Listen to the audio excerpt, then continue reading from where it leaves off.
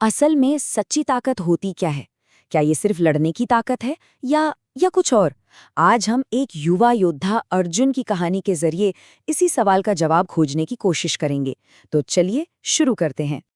अर्जुन के गांव में ना एक बात थी जो बड़े बूढ़े हमेशा कहते थे कि एक सच्चा योद्धा वो नहीं होता जो लड़ता है, बल्कि वो होता है जो रक्षा करता है। सुनने में तो ये बहुत सीधी सी बात लगती है ना? पर यही एक लाइन इस पूरी कहानी की कह सकते हैं जान है, और ये हमारी बहादुरी की सोच को पूरी तरह से बदल सकती है। तो पहला हिस्सा है एक योद्धा का हृदय। हमारी कहानी शुरू होती है जंगलों और पहाड़ियों के बीच बसे एक बहुत ही शांत से गांव में, और यहीं रहता था हमारा हीरो अर्जुन। अब ये जो अर्जुन था वो कोई राजा महाराजा का बेटा नहीं था। उसके पास कोई सोने चांदी के ढेर भी नहीं थे। नहीं, उसकी असली दौलत तो कुछ और ही थी। उसका दिल, एक ऐसा दिल जिसमें हिम्मत भी थी और सबके लिए रहम भी।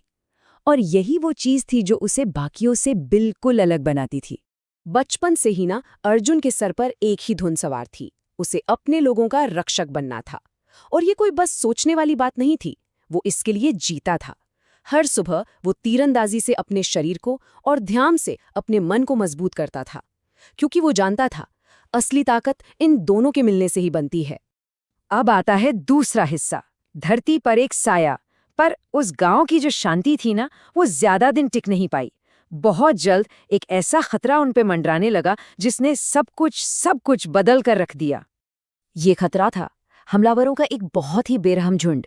वो सिर्फ लुटेरे नहीं थे, वो तो जैसे तबाही अपने साथ लेकर आए थे। उन्होंने फसलें जला दी, सारा अनाज लूट लिया और पूरे इलाके में अपना खौफ फैला दिया, बिल्कुल जंगल की आग की तरह। गांव वाले बेचारे बुरी तरह डर गए थे। उनकी गिनती भी कम थी और दुश्मन इतना ताकतवर था कि वो बिल्कुल लाचार महसूस कर रहे थे। उन्हें समझ ही नहीं आ रहा था कि अब करें तो क्या करें। और इसी मायूसी के माहौल में अर्जुन सामने आया। जब हर कोई चुप था तब उसकी आवाज गूंजी। हाँ, कुछ लोगों को शक भी हुआ कि भाई ये अकेला नौजवान क्या ही कर लेगा, पर उसकी आंखों में डर का नामो निशान नहीं था, बल्कि एक पक्के इरादे की आग जल रही थी। तो तीसरा हिस्सा है हथियारों से बढ़कर बुद्धिमानी। और यहीं पर अर्जुन ने कुछ ऐसा किया जिसकी किसी ने उम्मीद नहीं की थी। उसने अपनी तलवार नहीं निकाली, नहीं, उसने अपना दिमाग चलाया। उसका पहला हथियार कोई तलवार या भाला नहीं था, बल्कि एक बहुत ही सोची समझी प्लानिंग थी। उसकी योजना के आप कह सकते हैं 4 हिस्से थे। सबसे पहले उसने जंगल के चप्पे चप्पे को, हर रास्ते को अच्छे से समझा। फिर उसने हमलावरों की रफ्तार कम करने के लिए बड़ी चालाकी से जाल बिछाए। और सबसे जरूरी काम जो उसने किया वो था डरे हुए गांव वालों को एक साथ लाना, उनके अंदर हिम्मत और एकता का जज्बा भरना। अर्जुन ने अपने लोगों को बस एक ही बात सिखाई, एक मंत्र दिया। देखो, हम गुस्से से नहीं लड़ेंगे, हम लड़ेंगे हिम्मत से और एकता से। मतलब ये लड़ाई नफरत की नहीं थी, ये तो अपने घर को बचाने के जज्बे की लड़ाई थी। और अब आता है चौथा हिस्सा, साहस और एकता। फिर वो दिन आ ही गया। हमलावर गांव में घुसे।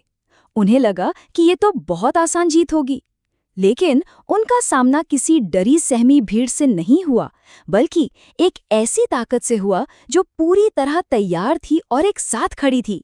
यहाँ ना 2 बिल्कुल अलग तरह की ताकतों की टक्कर थी। एक तरफ हमलावरों का अंधा गुस्सा, उनका फैलाया हुआ डर और लोगों को बांटने की कोशिश, और दूसरी तरफ अर्जुन की समझदारी, सबको बचाने का इरादा और एकता की एक मजबूत दीवार। और जब आमना सामना हुआ तो अर्जुन ने जो कहा था वो करके दिखाया। उसने आंखें बंद करके हमला नहीं किया, नहीं, वो तो कमजोर लोगों के लिए ढाल बन गया, और जो लोग डरे हुए थे उन्हें रास्ता दिखाया। वो सिर्फ एक योद्धा नहीं था, वो एक सच्चा लीडर साबित हुआ। 5वां और आखिरी हिस्सा, जीत का मतलब। तो आखिर इस लड़ाई का हुआ क्या, इसका अंत कैसे हुआ? और यहीं हमें इस कहानी की सबसे बड़ी सीख मिलती है।